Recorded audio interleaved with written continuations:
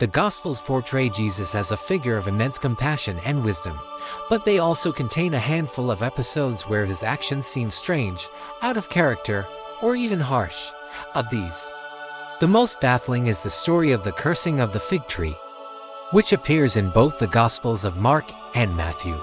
The story is simple and shocking. Jesus is walking from Bethany to Jerusalem, and he is hungry. He sees a fig tree in the distance that has leaves, so he goes to it, looking for fruit. Finding none, he says to the tree, "May no one ever eat fruit from you again."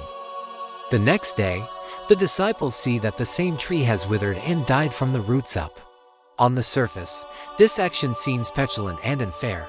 Jesus curses a tree for not having fruit when, as the Gospel of Mark explicitly states, it was not the season for figs. Why would he perform a miracle of destruction on an inanimate object for failing to do something that was naturally impossible?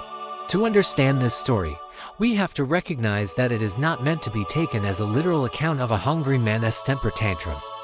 It is a deeply symbolic act, a living parable meant to deliver a powerful message to his disciples and to Israel.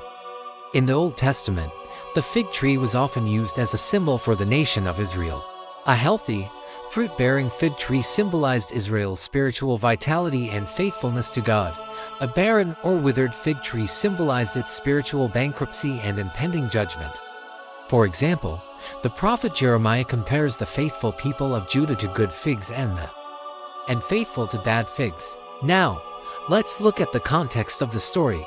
In both Mark and Matthew, the cursing of the fig tree directly brackets another event, the cleansing of the temple in Jerusalem. Jesus curses the tree on his way into the city. Then he goes into the temple and violently drives out the money changers, accusing them of turning a house of prayer into a den of robbers. The next day, on their way out of the city, the disciples see that the cursed tree has withered. The stories are deliberately woven together.